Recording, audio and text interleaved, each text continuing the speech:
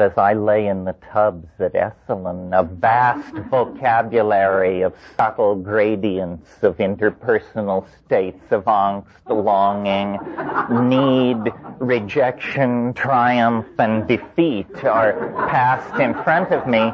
And frankly, I'd rather read my manual on my hard disk sometimes. But I'm a tough nut to crack. But this does lead on to an aspect of all this that I wanted to talk about, which is language is, I'm sure you've heard it said, it's a double-edged sword because it liberates as it enslaves. All clarity is achieved by the sacrifice of true identity. The world is actually a messy and difficult to articulate place. And if you can make it all seem very simple and smooth running, then you're a con artist of some sort. Yeah, I've always said, as soon as I speak, I already lie. Yes, well, one group of linguists suggests probably the big impulse producing language originally was the wish to lie. Said, if only I could deceive people more. And I always, along this line, the wonderful thing which Winston Churchill said at the height of World War II, he said, truth is so precious that she must always be accompanied by a bodyguard of lies.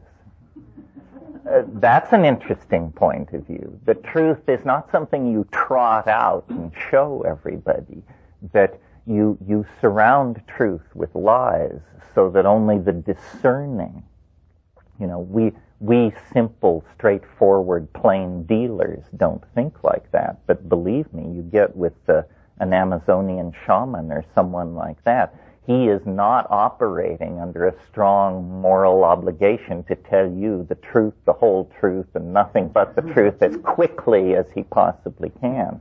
No, it's all about, leading you this way and then dropping you and watching you wiggle and then leading you another way. And eventually, because truth is guarded, this is, in our society, the commodification of information has made it something that you want to deliver with maximum punch to its target audience as fast as possible and cash the check and get out. But that is not traditionally how it's done. But that's not what I meant by lying. Well, it divides the seamlessness of reality into the articulated and the unarticulated. Trumbull Stickney, who's not exactly a household name, was one of those poets who died in the trenches of World War I, the golden generation. And he wrote a poem called Meaning's Edge. And he said in that poem, I do not understand you.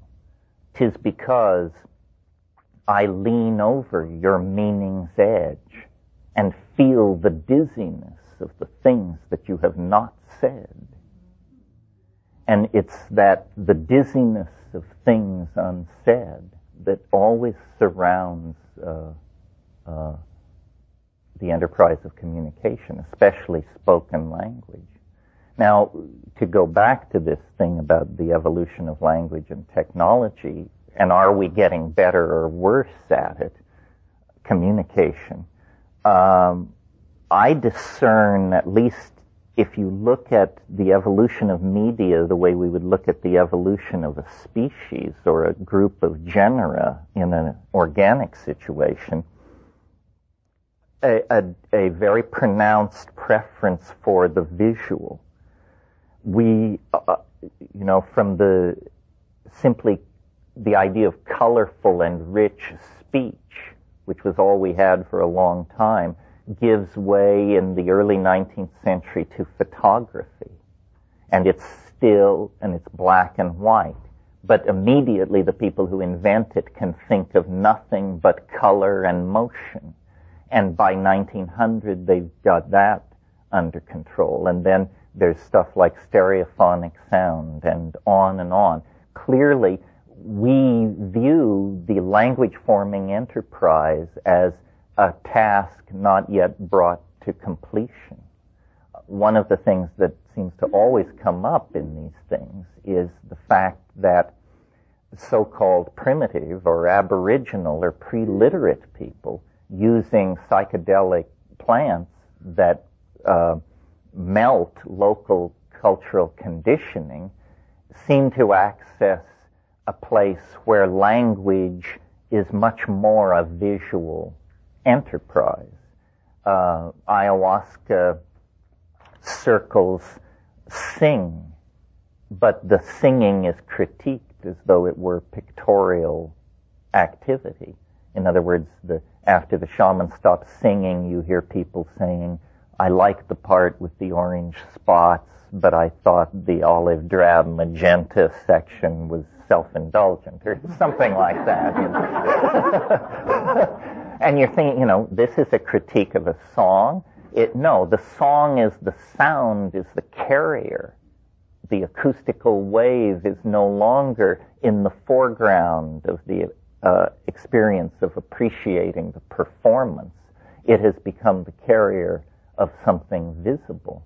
And, a lot of people think that somewhere in the human future lies telepathy. And it's usually imagined as you hear what I think, a kind of extension of what we have. But I think it's more likely to develop along the lines of you see what I mean.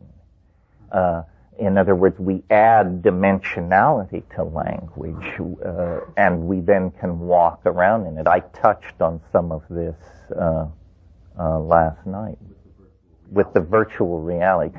Because virtual reality, in the service of the ideals that I'm interested in, would become a technology for showing each other the contents of our imagination with less ambiguity than we have ever had before. Yeah. Well, I suppose every technology has created more opportunity for deception. You can't have complex illusionistic realities unless you work in pictorial space. Yes, I don't think these technologies will reform the human character. Also, I'm not sure subterfuge is a major part of art. It certainly is a major part of legerdemain. Every sentence is essentially a conjuration. And, the rabbit of meaning is pulled out of the hat of constructive syntax. So you cannot have truth unless you allow for the possibility of error. This is the point that illuminates why predestination is a waste of time. Predestination is the idea that the universe is a kind of film, and it's running, and it's all determined how it's going to come out, and there's nothing anybody or anything can do to affect it. God created it, and it's unfolding. Well, the thing that makes predestination theory worthless, in my estimation, is notice that if that's true, then you think what you think because you can't think anything else. And that puts the enterprise of seeking truth in a preposterous position. In order to seek truth, one must have the option of screwing up. And then it's the dichotomy between the screwing up and the finding truth that creates the sense of dynamic existential completion. Sound is time, right? Well, this is, now you're at the cutting edge. I mean, yes, yes, and yes. Sound is the fourth dimension. Sound is a very effective way for transducing energy into the body. the body is virtually transparent to sound. The mushroom said to me once, apropos of absolutely nothing, it said, what you call man, we call time. And time and metabolism. Metabolism is permitted by time, and somehow time is caused by metabolism. And then sound is in there as an energy transducer. And yes, I think a future technology of sound probably will cure disease and set people right. All this business that goes on in shamanism with blowing on the body and projecting sound into the body, obviously some of it is misunderstood and marginal and showmanship, but at the core, sound is, I think, not yet been given its complete role in all of this. The fact that you can see sound under certain conditions, you know, there's a phenomenon called sonoluminescence, that creates temperatures 20 times greater than the surface of the sun. This is done in a test tube by simply using acoustical waves and bubbling fluid to collapse and create extremely brief high-pressure states. Sonoluminescence, there's a website you can visit. Isn't there always? Yeah, Al. Are you saying catalyst? Well, I guess what I'm sort of saying is that once you have the concept of nanotechnology, then you see that drugs and prosthesis or computers or tools are categorically migrating toward each other. You've probably heard me say, the only difference between computers and drugs is that one is too large to swallow. And our best people are working on that very problem.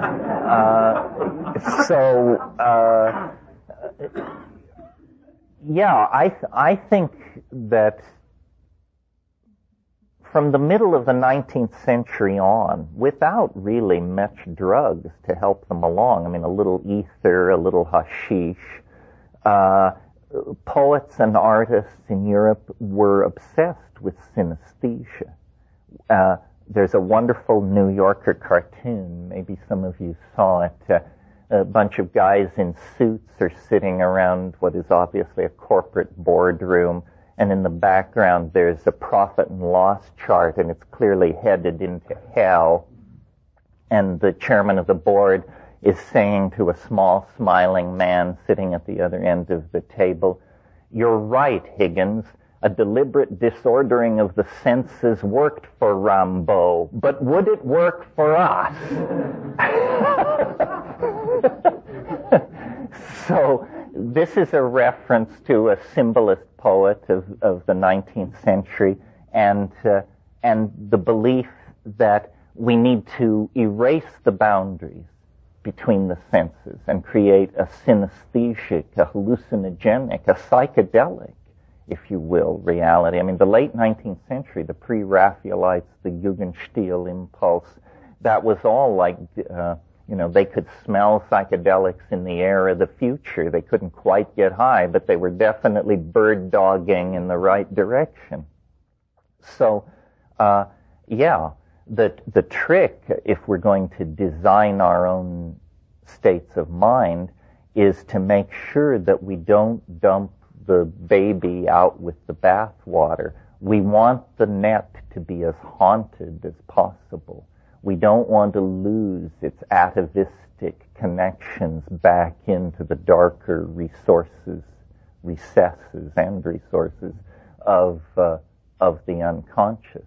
That's why Bill Gibson's novel Neuromancer is so prescient, because here it is, this super technological fantasy, but at the center of the net, the gods of voodoo are reappearing.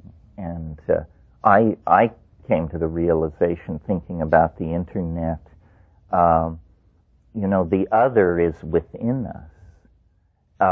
When the other finally, if it ever, comes into full manifestation, it won't come in mile-wide ships of titanium that position themselves over the Secretariat building of the UN. It won't come like that. It will come out of human hands and human dreams. It will be fully other. I'm not copping out here. It will be fully other, but it can only be built through us. This addresses what I was beginning to get at last night when I talked about non-local information. The alien is real, but the alien is not here in the stupid sense. The alien can only manifest itself through us. But this probably means that given a sufficiently resilient technology, it can manifest completely through us. So, in a sense, the internet is a kind of landing pad. There has always been in our fantasies of extraterrestrial contact the notion of the pad, which has to be built for them. And people claim it's the Nazca lines and all, it's an archetype, the idea of the prepared space that awaits the arrival of the other. But now, because of the nature of the internet, because you can't see who's coding, you can almost imagine that we're calling the thing forth. And I think it will probably appear as a website. And when it's sorted out, you'll realize, my God, http://zeta-reticuli.org is really coming from Zeta Reticuli, but through virtual, through non-local Baumian space. Yeah. It's totally separate in the sense that it is somewhere else in the universe and evolving completely along its own lines and not in any way under our control.